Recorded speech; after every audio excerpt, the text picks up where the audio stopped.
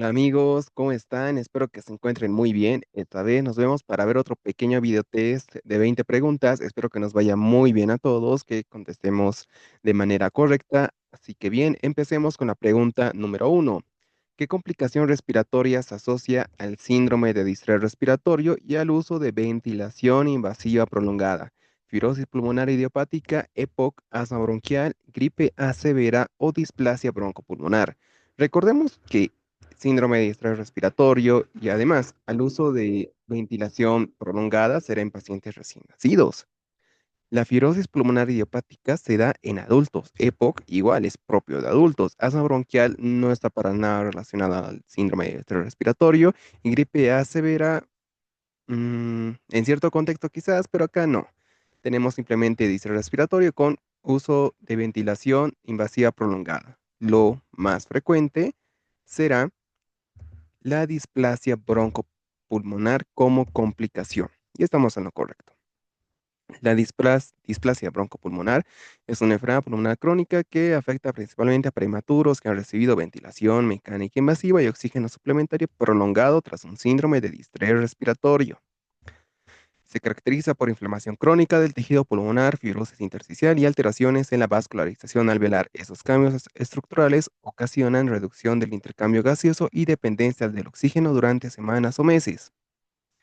Y además, muchos requieren oxígeno domiciliario a la alta. Pregunta muy importante. Para saber esa complicación es importante esta pregunta. Así que vamos con la pregunta número 2. ¿Qué síntomas sugiere isquemia retiniana grave en pacientes diabéticos? Dolor ocular agudo, moscas volantes y visión borrosa progresiva, fotofobia marcada, ojos rojos sin dolor o secreción purulenta. Esto también está algo sencillo. Isquemia retiniana grave en diabéticos. Dolor ocular agudo, no. Esto es más característico de glaucoma agudo, por ejemplo. Moscas volantes y visión borrosa progresiva, pues sí. Estas moscas volantes me parece que pueden hacer referencia a hemorragia intraocular y la visión borrosa prolongada, que sí, es lo típico.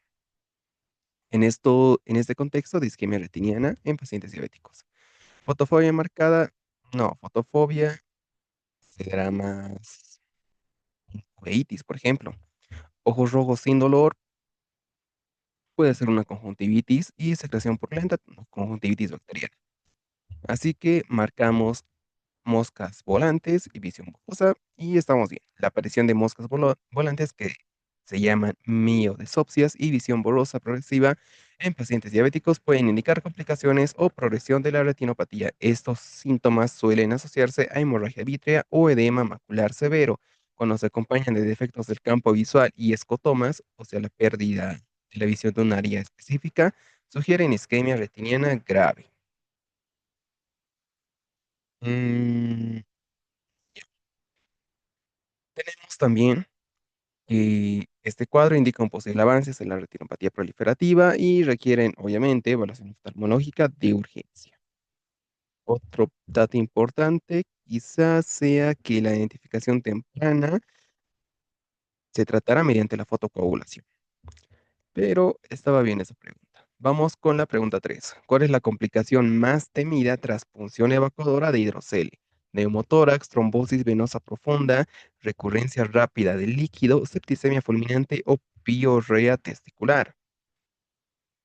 Esa está sencilla, pero tal vez más que complicación sea algo que ocurre muchas veces o repetidamente tras una punción evacuadora de hidrocele.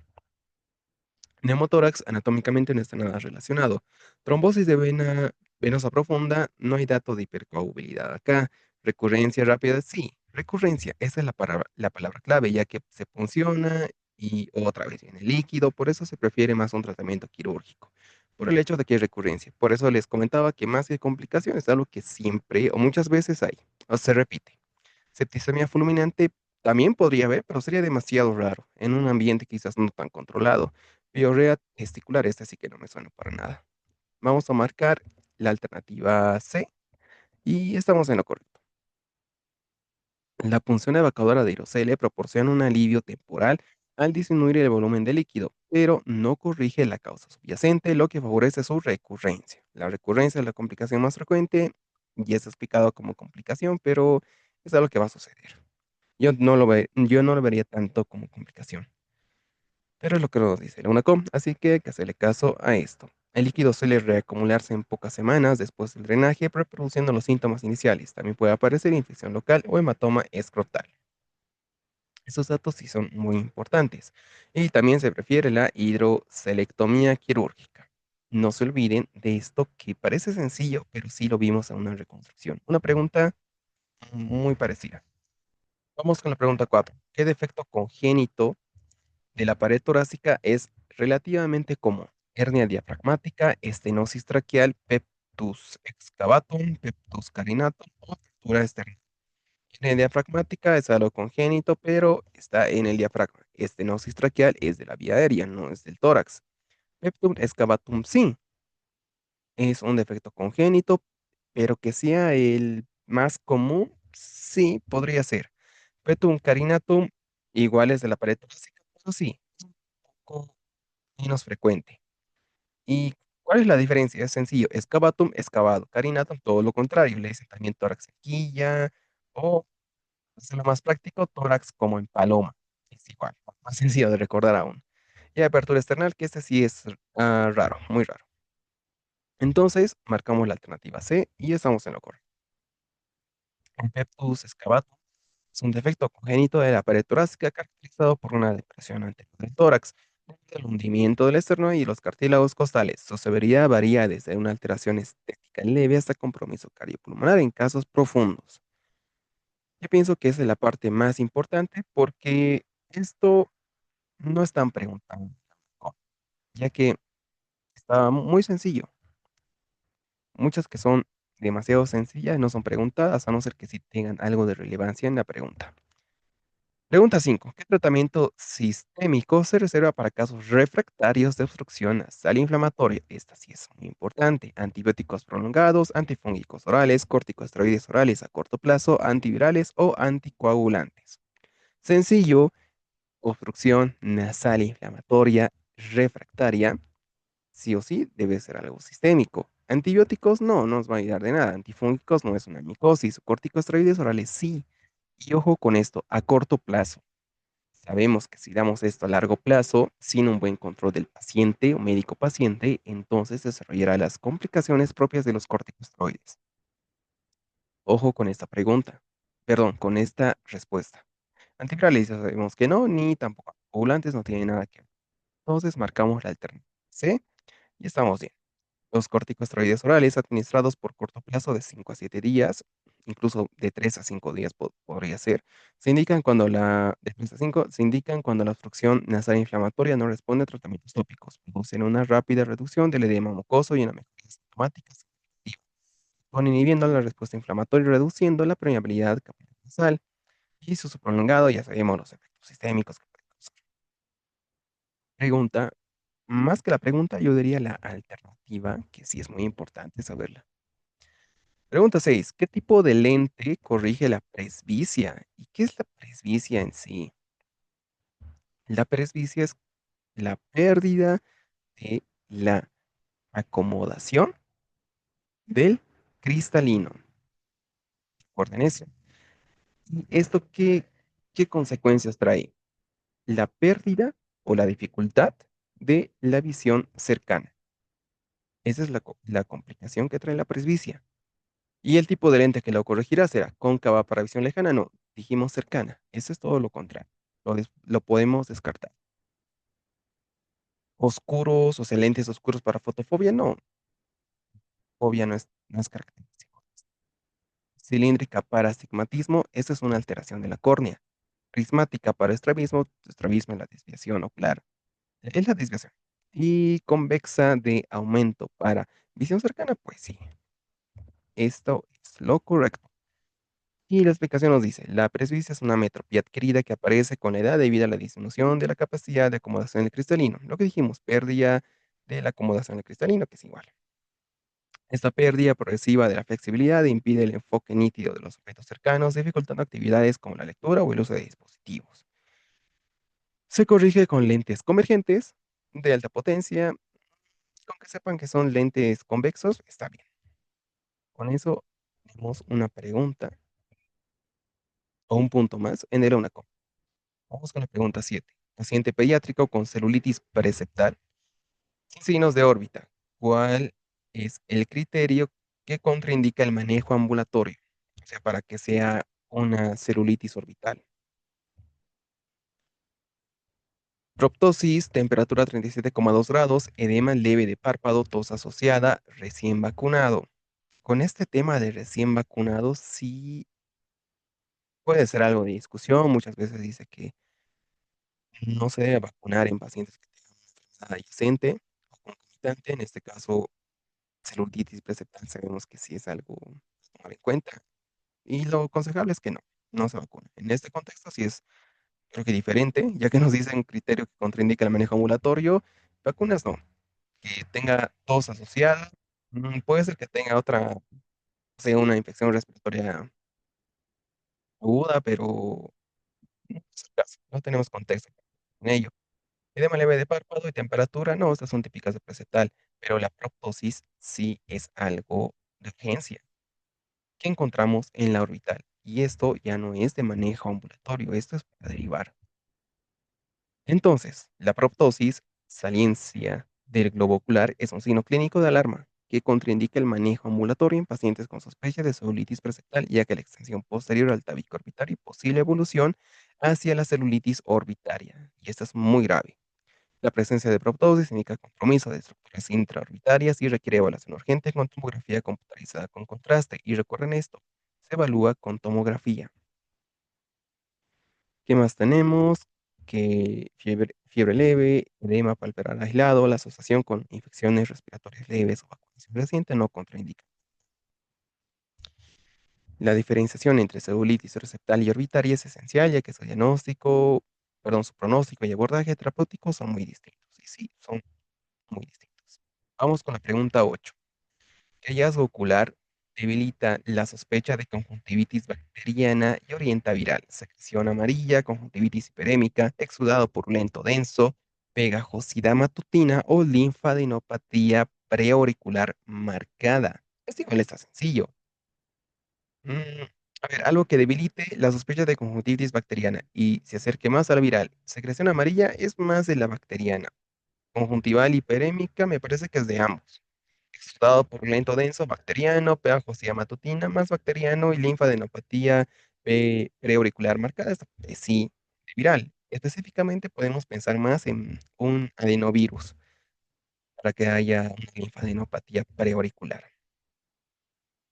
Esta linfadenopatía es un hallazgo típico de conjuntivitis viral, resultado de la respuesta inmunitaria regional frente al agente infeccioso. En cambio, la conjuntivitis bacteriana predomina la secreción purulenta, enrojecimiento difuso, sin afectación ganglionar evidente. Sencillo, no hay dónde complicarnos con esta pregunta. Vamos con la pregunta 9. ¿Cuál es la causa más frecuente de inmunodeficiencia secundaria a nivel mundial? Infección por VIH, asplenia funcional, uso prolongado de corticoides sistémicos, desnutrición o fibrosis quística. Tengan cuidado con esta pregunta, mucho cuidado, porque parece fácil. Todos a simple vista podemos pensar infección por VIH y listo, porque es lo que nosotros pensamos. Y si nos dejamos guiar, marcamos y estamos mal. Dice inmunodeficiencia secundaria a nivel mundial. La infección por VIH sí es muy importante, pero que sea la más frecuente a nivel mundial, no. Hay una que es mucho más frecuente. Asplenia funcional se refiere más a bacterias, asociada a bacterias. Uso prolongado de corticoides sistémicos, inmunodeficiencia por fármacos, desnutrición, esa es la correcta. A nivel mundial, esa es la que supera a todos, ya que va a causar inmunodeficiencia secundaria. La desnutrición, recuerden eso, es importante. La fibrosis quística no pertenece a inmunodeficiencia secundaria, pero sí es importante porque trae infecciones recurrentes, tanto respiratorias como gástricas. Entonces, simplemente acá marcamos la alternativa C, perdón, de desnutrición. Estamos bien. Infecciones, inmunodeficiencias secundarias, infección por VIH, recuerden que sí. Vamos a la primera. Desnutrición, la causa más común de inmunodeficiencia secundaria a nivel mundial. Fármacos como corticoides sistémicos, quimio y asplenia anatómico-funcional aumenta el riesgo de sepsis por encapsulado, o sea, por bacterias encapsuladas. Pregunta muy importante. Vamos con la pregunta número 10.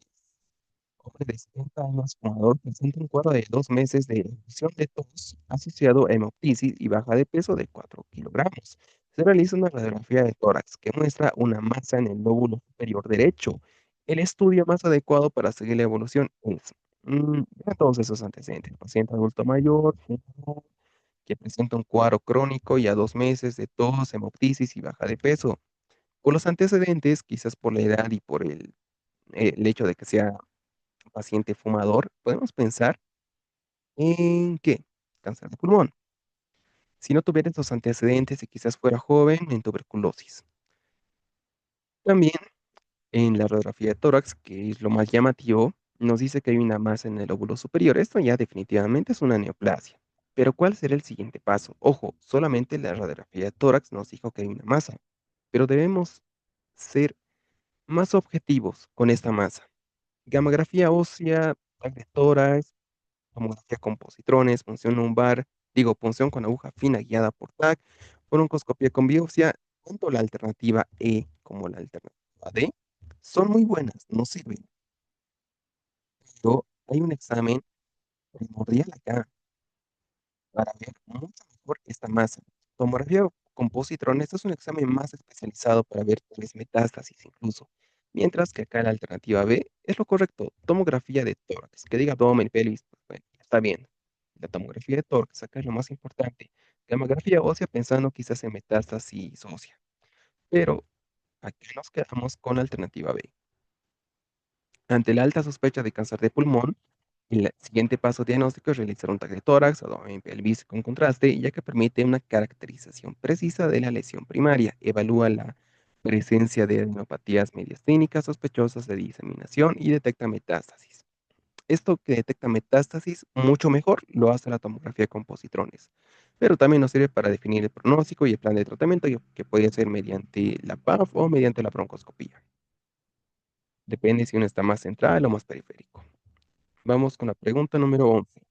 ¿Qué evaluación motora puede sugerir parálisis bilateral de cuerdas, disminución de la apertura glótica y estridor constante, hipoestesia labial, motilidad normal, aumento de reflejo tusígeno o reflejo nauseoso exagerado?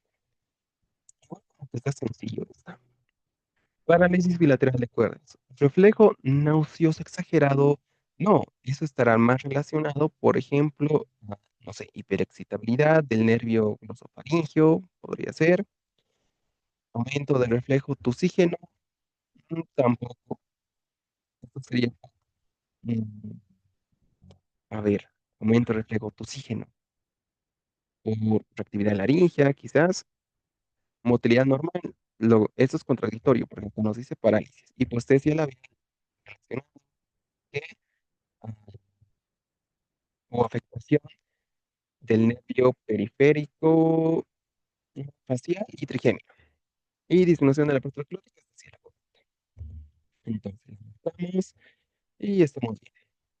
La parálisis bilateral de cuerdas vocales impide la abducción glótica adecuada, lo que reduce de forma crítica el espacio respiratorio de la laringe y genera un estrés persistente incluso en reposo. La obstrucción glótica, las cuerdas permanecen en posición medial o paramedial y en clínica tenemos estrés respiratorio. Sencillo, no había tampoco mucha complicación con esta pregunta. Vamos con la pregunta 12. ¿Cuál es el manejo inicial del eritema polimorfo menor leve? Tratamiento sintomático con antihistamínicos de observación, antifúngicos tópicos, inmunoglobulina intravenosa, corticoides sistémicos de alta dosis o antibióticos de amplio espectro. Tenemos un eritema polimorfo menor leve. Recuerden que esto es muchas veces limitado, posterior a la infección, la más frecuente, virus herpes simple. Y entonces, con esos datos, ¿qué será? Antibióticos no. Dijimos que es autolimitado por virus herpes simple, no tiene nada que ver acá. Corticoides sistémicos de altas dosis, sí, pero en eritema polimorfo mayor o quizás en un Steven Johnson también. Y inmunoglobulina intravenosa también es en polimorfo mayor, son en complicaciones, digamos, o en casos más graves. Antifúngicos tópicos, esto no es una micosis. Entonces nos quedamos con la alternativa A, tratamiento sintomático con antihistamínicos y observación. Entonces, en esos casos leves, el tratamiento se basa en el manejo sintomático, ya que te haces autolimitado. Sí, es la palabra clave, es autolimitado. Los antihistamínicos orales son útiles para aliviar el prurito o ardor, mejorando el confort del paciente. La observación clínica y el cuidado local de la piel suelen ser suficientes sin necesidad de fármacos sistémicos adicionales. Sencillo, pero sí hay que recordar quizás claves comparativas con el eritema polimorfo mayor. Cuidado con eso. Pero aunque sepa que es más grave que esto, está bien. Salvados igual con otra pregunta buena. Vamos con la pregunta 13. Niña de 8 años con dolor e inflamación de codo derecho y rodilla izquierda de 8 semanas, sin rigidez matinal prolongada. Pruebas los anti-CCP negativos y la BSG levemente elevada. ¿Cuál es el diagnóstico más probable? Mm, Artritis reactiva postviral, artritis idiopática juvenil, artritis reumatoide seronegativa, artritis psoriásica silenciosa o alternativa E, osteoartritis erosiva. Pregunta muy interesante y a la vez muy fácil. ¿Vemos bien? Niña de 8 años. Pienso que eso ya dice mucho. Una artritis reactiva postviral. No tenemos antecedente de una infección viral. Simplemente tenemos acá eh, una oligoartritis de 8 semanas que no tiene rigidez matinal prolongada, un dato importante, pero quizás vamos a ver algo inválido este dato, que sí es importante. Anticuerpos SP y BCG que ya está bien, no digo que es lo más frecuente, pero es típico de que de artritis idiopática juvenil. Artritis reumatoide seronegativa, esto es propia de adultos. Incluso si esto fuera un paciente adulto mayor que diga sin rigidez matinal, ya, ya sería lo contrario. Artritis psoriásica necesitaríamos tener mm, lesiones descamativas. Osteoartritis erosiva. En una osteoartritis erosiva, el tiempo no es lo correcto. O bueno, que sea 8 semanas, estamos mal por ahí. Y que haya oligoartritis no es común en una osteoartritis erosiva. Entonces, ay no, sí, era artritis idiopática juvenil. Me equivoqué, marqué otra que no era. Era artritis idiopática juvenil. En un paciente con oligoartritis crónica, anticuerpos negativos y BCG levemente elevadas en hallazgos cutáneos ni uveitis, el diagnóstico más probable es artritis idiopática juvenil. La artritis reumatoide seronegativa suele presentarse como poliartritis, más que como oligoartritis aislada. La artritis reactiva requiere un antecedente infeccioso. La artritis psoriásica en forma silenciosa demanda hallazgos cutáneos o unguiales, y es muy cierto. Y la punción articular es fundamental para descartar causas infecciosas. Pregunta muy importante. Vamos con la pregunta número 14. ¿Qué complicación quirúrgica puede presentarse tras funduplicatura? Esto es cirugía antirreflujo. Ya saben que hay la tipo Nielsen y sus variantes. Tenemos úlcera duodenal crónica, infección urinaria, disfagia persistente por funduplicatura demasiado apretada, hernia inguinal, púrpura trombocitopénica. Está sencillo. Esta sí está súper sencillo. Nos queda más que la alternativa C, porque si es cirugía antirreflujo, obviamente, como complicación por causar disfagia persistente, incluso en la misma palabra está acá funduplicatura. Porque esa funduplicatura será demasiado apretada. Con lo demás no tiene nada de relación. Entonces marcamos la alternativa C y estamos bien. Ojo que esto se preguntó en una reconstrucción, pero obviamente sí me parece que era en un caso clínico, pero a la final simplemente decía la complicación quirúrgica que puede presentarse tras el tratamiento definitivo, me parece algo así era, pero esa era la respuesta. Entonces, la fundoplicatura demasiado ajustada puede ocasionar disfagia persistente y sensación de obstrucción, tanto al ingerir sólidos como líquidos. El paciente presenta dificultad para tragar de manera continua. Puede generar sensación de bloqueo en el paso de los alimentos. Requiere evaluación clínica y endoscopía para confirmar la causa. En ocasiones precisa revisión quirúrgica para aflojar la envoltura. Es muy importante esta pregunta, no se olviden. Vamos con la pregunta número 15. Mujer de 72 años, diabética, con disnea de esfuerzo que ha progresado en los últimos meses, asociada ortopnea y edema de extremidades inferiores. Al examen físico destaca la presencia de un tercer ruido cardíaco y crepitaciones en las bases pulmonares. ¿Cuál es la causa más probable de su cuadro clínico? Mm, Tromboembolismo pulmonar crónico, fibrosis pulmonar, miocardiopatía diabética, enfermedad coronaria o cardiopatía hipertensiva.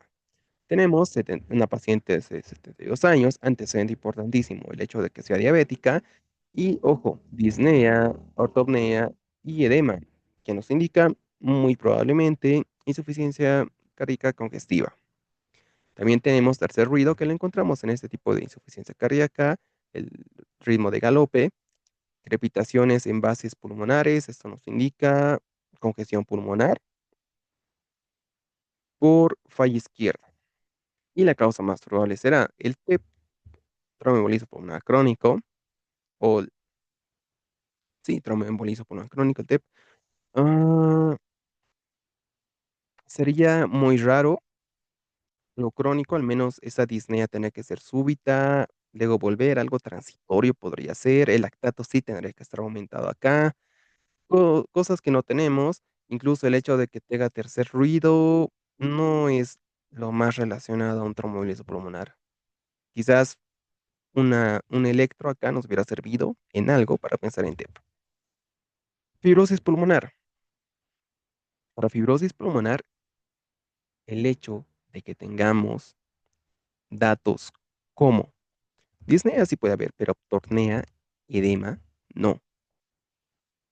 Y tampoco el tercer ruido. Miocardiopatía diabética sí, por el antecedente de paciente diabético y una miocardiopatía que se presenta como una insuficiencia cardíaca que puede ser. Enfermedad coronaria también estaría bien, valga la redundancia, pero no tenemos el antecedente, al menos de infarto agudo de miocardio previo. Tal vez nos faltaría eso. O de anginas, igual puede ser. Cardiopatía hipertensiva puede presentarse el mismo cuadro, pero ojo, acá nos dice hipertensiva y acá tenemos el antecedente de la paciente diabética. Simplemente acá el antecedente es lo que manda. O lo más probable, por ejemplo, la alternativa C, miocardiopatía diabética. Más probable por el antecedente y por el cuadro que lo podemos asociar de cierta manera a una miocardiopatía. Cuidado con estas preguntas, que acá simplemente yo lo veo más por el antecedente.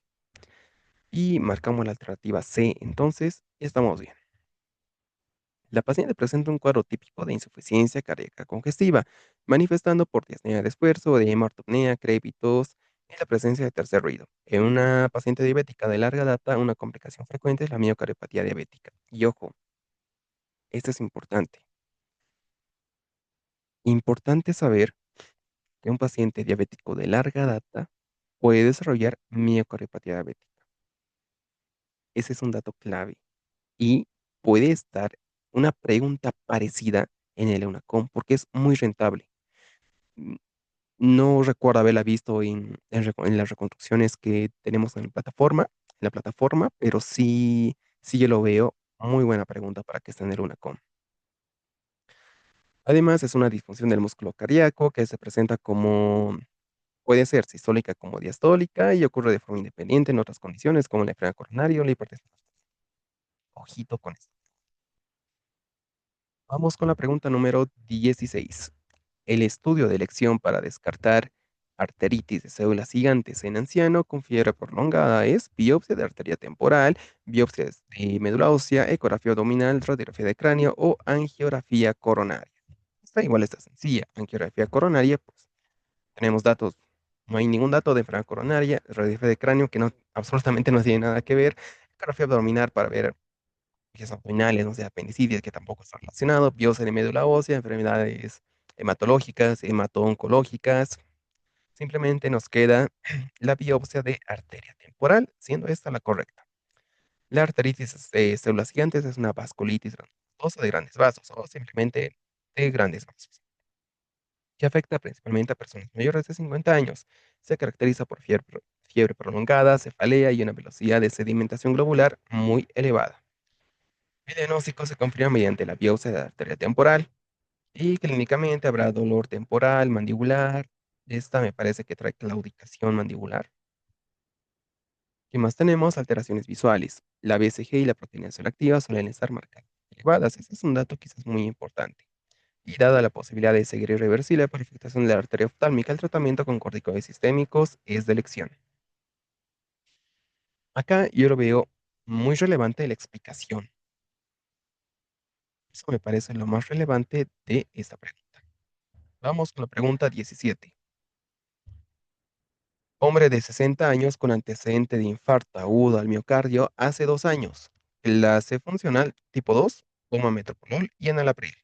Actualmente refiere disnea leve al subir 2 pisos y angina ocasional.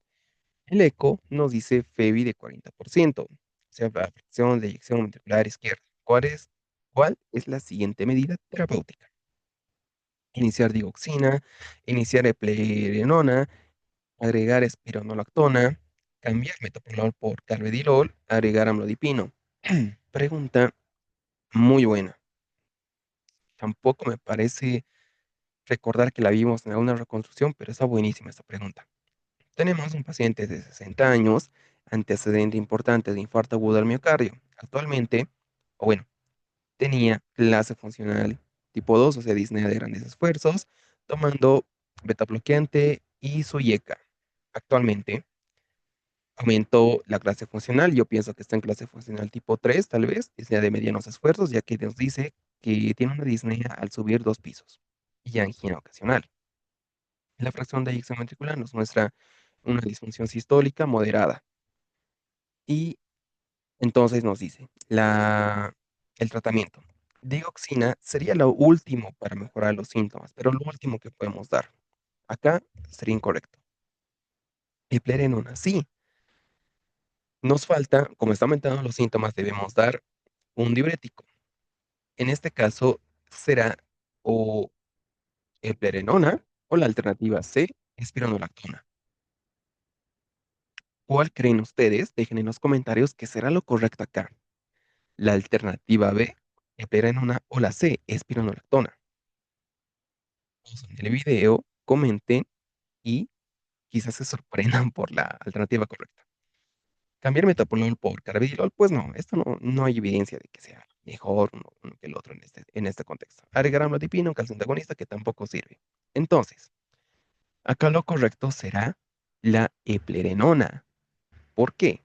La espironolactona igual es muy buena, es un fármaco muy usado, el que es más fácil de conseguir que la eplerenona, pero es un paciente sexo masculino. Recuerden que la espironolactona tiene múltiples efectos, más que todo en pacientes masculinos. Entre ellos, el más típico es la ginecomastia, cosa que no queremos tener un paciente que después nos quiera demandar porque tenga ginecomastia. Entonces, para ello se usa la heperenona por la disminución muy grande de los efectos adversos. Entonces, marcamos la alternativa B y estamos bien. En pacientes con insuficiencia cardíaca con fracción de eyección reducida que permanecen sintomáticos a pesar del tratamiento con YK y beta bloqueadores, recomiendan añadir un antagonista de los receptores de mineralocorticoides. Tanto la espironolactona como la heperenona reducen la mortalidad y también los síntomas.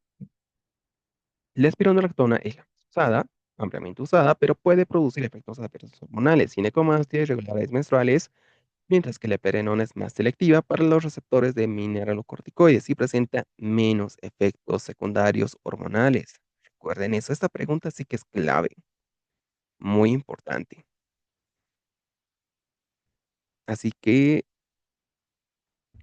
si sabemos esta pregunta, si nos llega una pregunta así en el UNACOM, pues ya tenemos un punto más.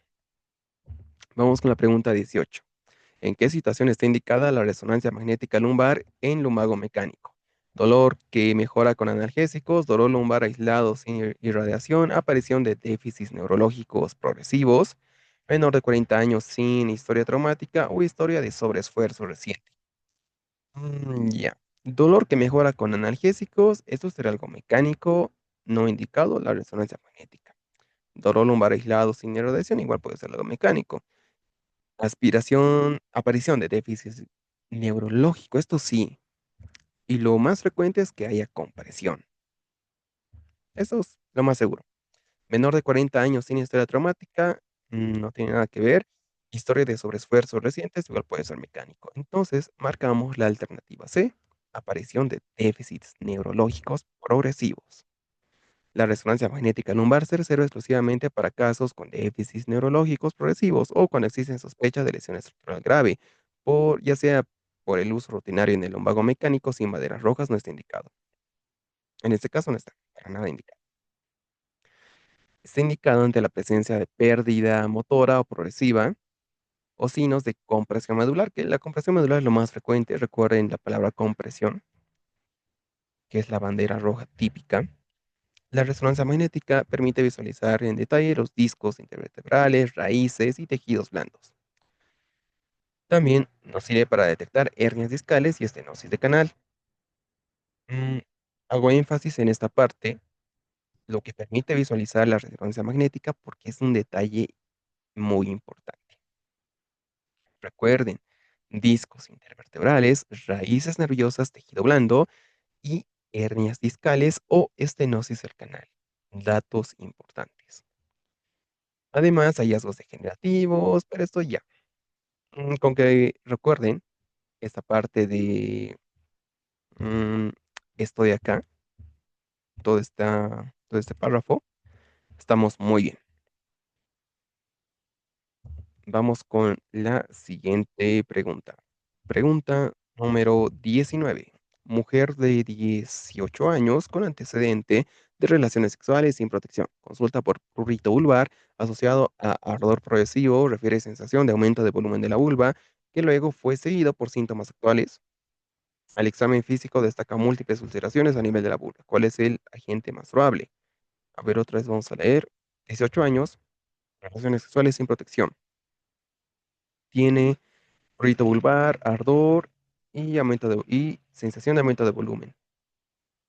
Lo actual deben ser las ulceraciones a nivel de la vulva. Será ureoplasma urealyticum, treponema pallidum, virus papiloma humano, clamidia trachomatis o virus herpes simple. Esta sí también está sencillo. Ureoplasma provoca uretritis, cosa que no tenemos acá.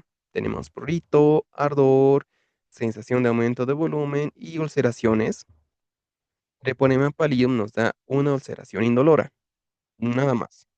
Virus papiloma humano, verrugas, nada más. Clamidia, o sea, eso es lo más típico.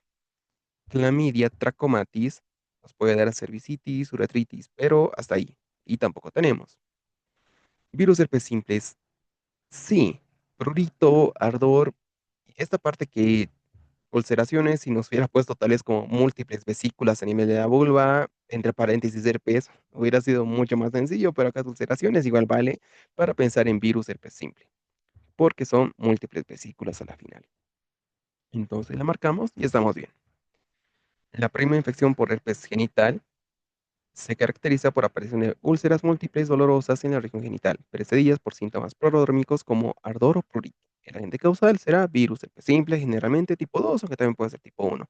La sífilis suele interpretarse como una úlcera única e indolora, y el virus de papiloma humano produce verrugas genitales, no úlceras dolorosas. Pregunta muy sencilla para recordar alguito de las ITS. Vamos con la pregunta número 20. Para un paciente con su primer episodio de lumbago mecánico agudo sin banderas rojas y con examen neurológico normal, ¿cuál es el manejo inicial recomendado? Solicitar resonancia magnética lumbar de forma rutinaria, derivación urgente a cirugía de columna, reposo absoluto en cama una semana y opioides, mantenerse activo dentro de los límites del dolor, uso de analgésicos, AINES por corto tiempo y educación sobre posturas y ejercicios, infiltración facetaria lumbar inmediata. Este está sencillo, vimos me parece algo de esto en una de las preguntas anteriores. Y sencillo, primer episodio del lumbago mecánico. No tiene banderas rojas, ya vimos que una de las banderas rojas era compresión medular. Yo les recomiendo recordar esa porque es la más típica y la más frecuente. ¿Qué más? Y examen neurológico normal. Resonancia magnética la descartamos, ya vimos que es bandera roja, derivación urgente a cirugía, igual es bandera roja relacionado con esta. Reposo absoluto una semana, pero con opioides.